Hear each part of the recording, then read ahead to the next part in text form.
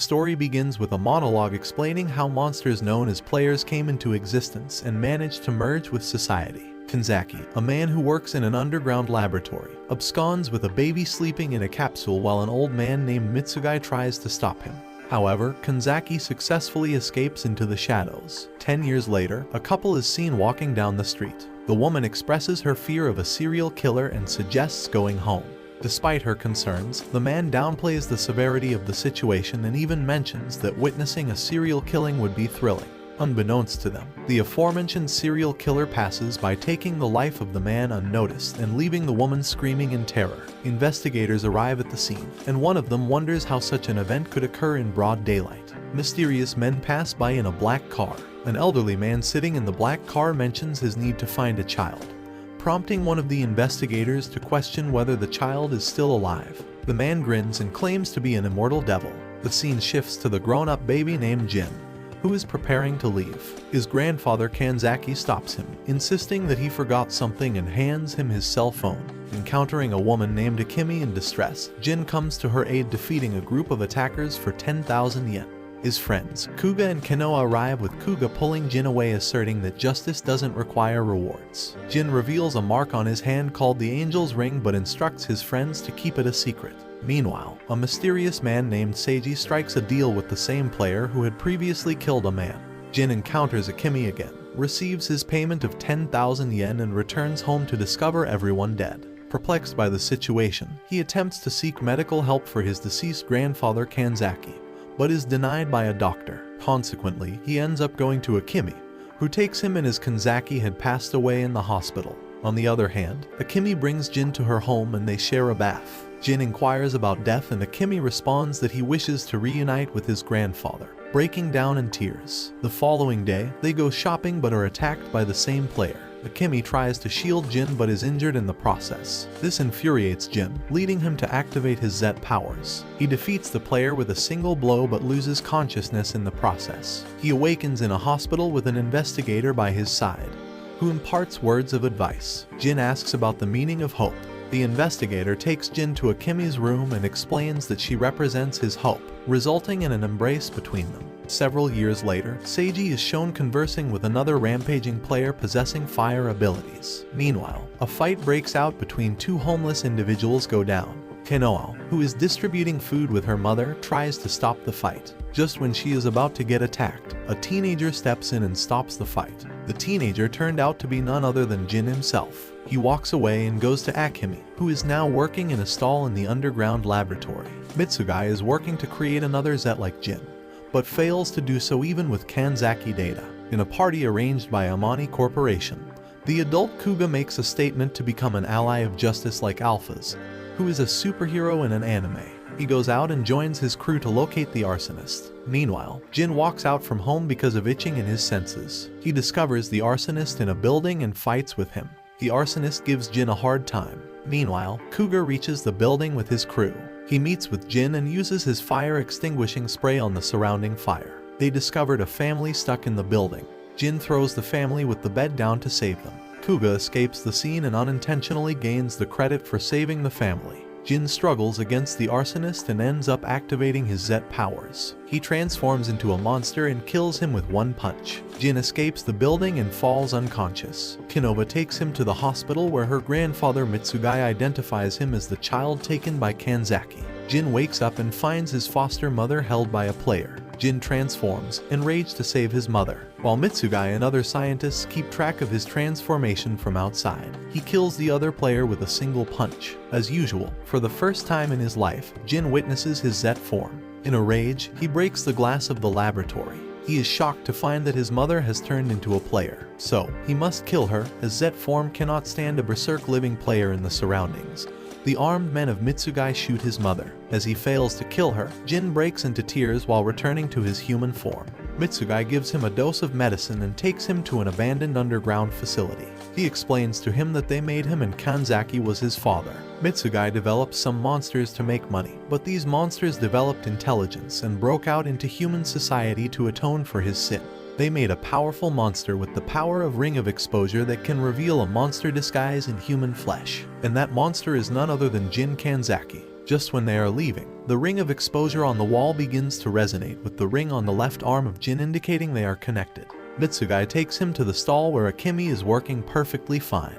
He breaks it to Jin that the Akemi he saw in the laboratory was a monster made by them to test his Z transformation level. Jin decides to meet her, but Mitsugai stops him. He tells him from now on he should maintain distance from his beloved ones, because if he lives with her, other players will target her. Upon reaching the household of Amagi, he asks Jin to join him so that he can stop the players from wreaking havoc. Jin accepts his offer as the old guy promised to heal off the scar on her foster mother's face. He tells him about the final form of Zet, which is red and more powerful than all players. Seiji is found wandering near the abandoned facility. He discovers a broken part of the ring of exposure, to which he smiles and walks out. 2 years later, the investigators discover another case of killing. This time, the victim has turned into sand. In downtown, several players are killing humans. A red-haired girl unintentionally witnesses the whole thing.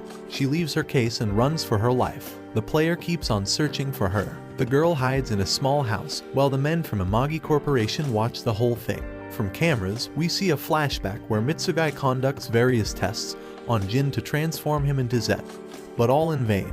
They developed a gum called Activation Gum to kickstart his transformation, but still, the results were not good. On the other hand, Kanoha and her mother continue to distribute food to homeless people in the Amani Corporation building.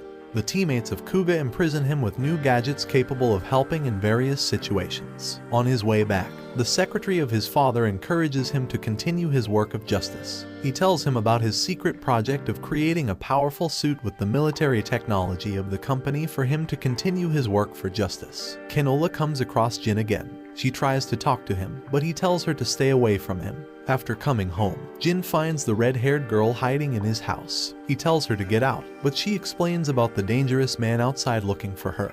He gives her food, to which she compliments him a lot. She tries to ask him more, but Jin ignores her. Suddenly, he gets a stench and heads out. While telling her to stay in the house, she chases after him and finds her lost bag.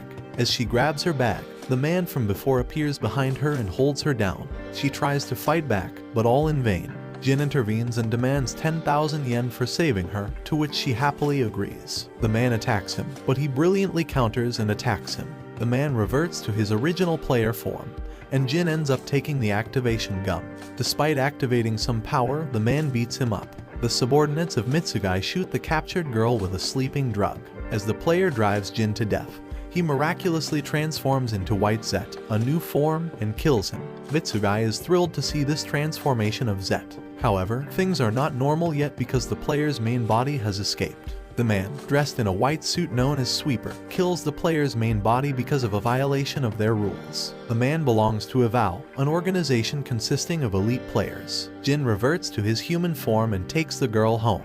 Upon reaching home, Jin is backstabbed by the Sweeper, and Mitsugai is shocked to find the existence of Sweeper. Seiji intervenes and tells the Sweeper to stop because their boss will be angry over his death. Jin asks questions, but he tells him they are secret. Seiji tells him he is waiting for his final transformation and leaves. Mitsugai and his men reach the destination and are relieved to find Jin alive even after encountering the Sweeper. On the other hand, Kuga visits the secret lab with his father's secretary. His team presents him with a strength suit developed following the superhero Alpha's suit. Kuga points out the mistakes in the design and asks them to modify it. Kuga thanks the secretary for his continuous support. On his way back home, he encounters a man who claims to be his fan. He tells him that he will support Kuga if he manages to clear some tests for a hero. He shows him a video of Kenova drowning in the school's swim pool while her teacher stands still in the corner. He also shows him 3 girls in danger who also happen to be his fans. He asks him who he will protect as a test. Kuga rushes to the school of Kanoha only to find her safely taking swimming classes with her teacher. The scene shifts to a bar where the man is giving money to Kanoha's teacher for her fake actions. The bar turns out to be the base of Eval, and all people in the bar are elite players. The next morning, Kuga sees the news about the murder of 3 high school girls. Just like the man told, he receives a call from that man who tells him that he failed the test. Kuga asks his secretary to locate this man to stop him from future murders. He receives a call from Kanoha. She invites him in her plan of meeting Jin, but Kuga harshly refuses. Next, we see the same 2 players from earlier who escape from the battle with Jin. Soon they are interrupted by Seiji, who compels them to kill Jin as they despise him. He also assures them that he will stop the Sweeper from interfering, to which they happily agree. The scene shifts to Jin, who walks out with a red-haired girl to buy food. He comes across Canova, who is surprised to see Jin with a girl. Jin leaves after having a short conversation with Canova. Suddenly, Jin comes back due to his sixth sense, only to find the players who kidnapped Canova and her friend. The man reverts to his player form and attacks him. Jin suddenly realizes that he has left the activation gum at home, much to his dismay. On the other hand, Kuga receives a call from Kanoha asking for help. Kuga equips the modified suit and leaves to save her.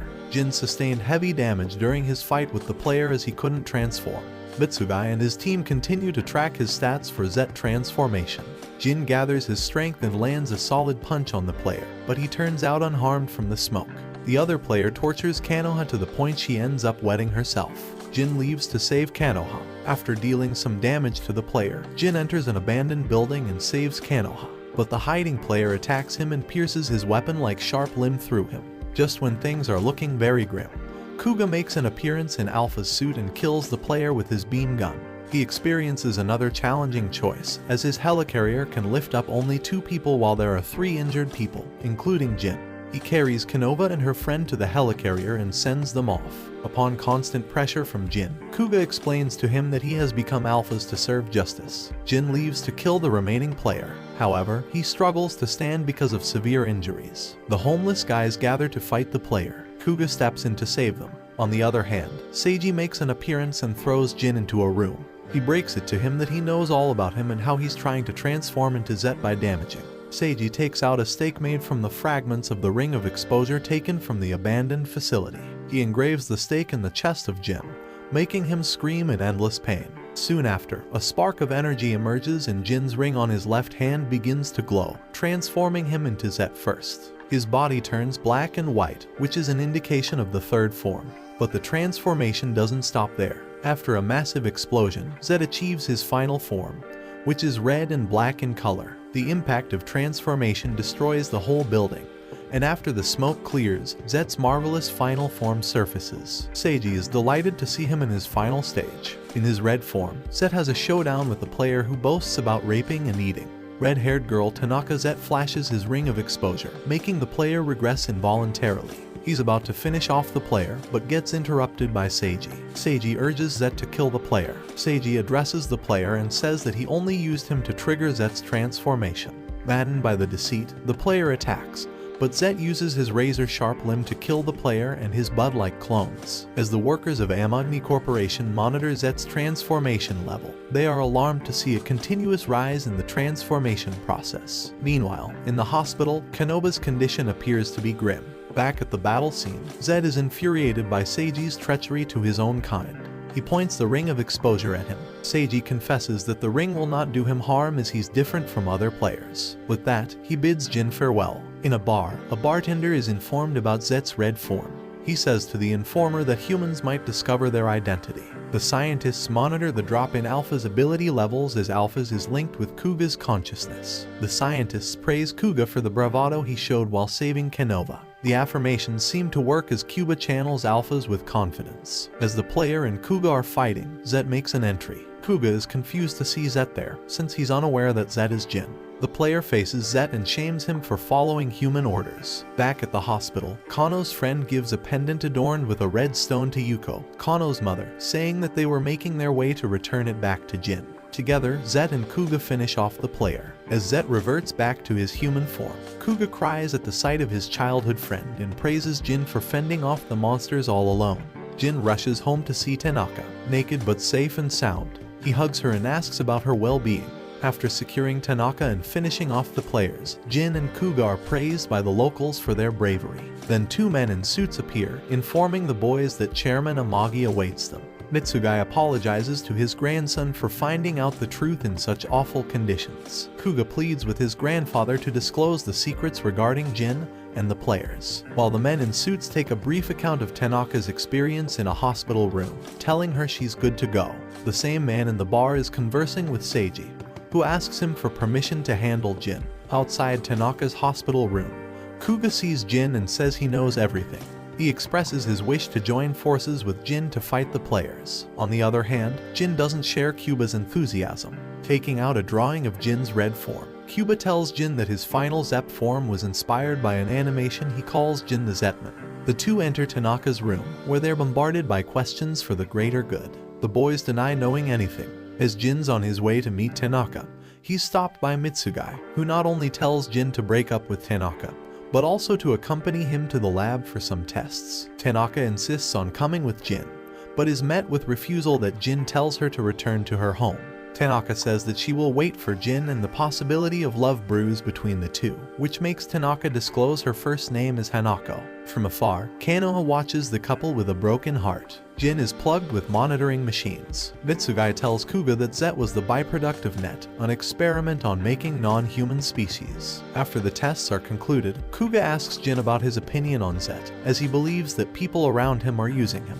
Jin says he embraced this path to serve humanity, so he doesn't care. Through the computer, Jin suddenly hears Kanzaki's voice and demands to know the whereabouts of his gramps. Mitsugai takes Jin to a hidden vault where he is appalled to see Kanzaki's severed head attached to machines. Mitsugai says in order to preserve Kanzaki's knowledge, he took serious measures, but in the process, Kanzaki somehow developed consciousness. So he tells Jin to ask his grandfather how to achieve full Zet transformation. Jin's own consciousness doesn't allow him to ask Kanzaki, so he decides to pull the plugs on his grandfather. Yuko gets a call from Kuga inquiring about the red stone. She tells Kuga that Tanaka has it unbeknownst to her. Seiji is listening in on the conversation through a hole in the ceiling, plotting his attack breaching the safety of the Amagi household. The translucent player transforms into Jin and aggressively demands Tanaka to return his pendant. Hesitantly, Tanaka reaches toward the pendant along with Jin.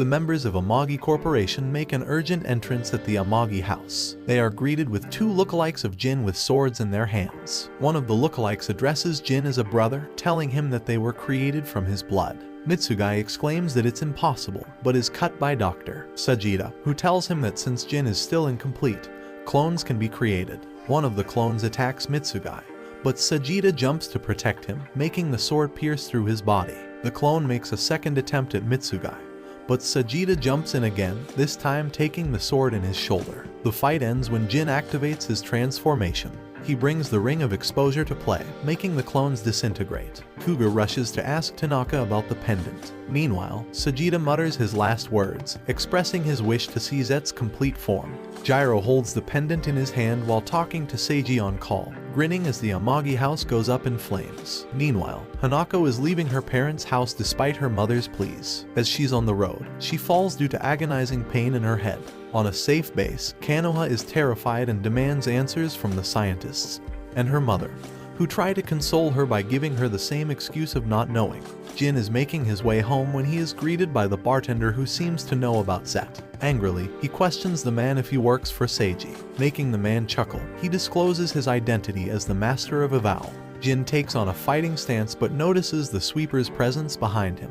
The Master of Avowal assures Jin that he wishes to join hands with him to take down Seiji, as he broke the law off leading a quiet life and coexisting peacefully with humans. Jin agrees with his proposal by saying the enemy of my enemy is my friend. In the office, Yuko meets up with Saizu, who shames her for her attire. Paying no heed to his words, Yuko compels her husband to prioritize the safety of his children. Saizu brushes off her concerns by saying that he is the president of Amagi Corporation first, and then a father to Kanoha and Kuga. Hayami informs Kuga that Alphas is to be sent to the headquarters upon Seiji's orders. Kuga angrily says that nothing less can be expected from his father. He begrudgingly gives in when suddenly a man informs Kuga that Kanoha is missing. Jin meets up with Hanako at his house. The two share an intimate kiss together, revealing their feelings for one another. Kuga gets a call from Gyro, who cryptically tells Kuga that he knows where Kanoha is. Kuga arms himself and chips in a tracking device for the group of scientists to keep track of him. Ayami warns Kuga that it could all be a trap. Kuga says that as long as there's a possibility of saving Kanoha, he must go. Meanwhile, Jin and Hanako have some fun.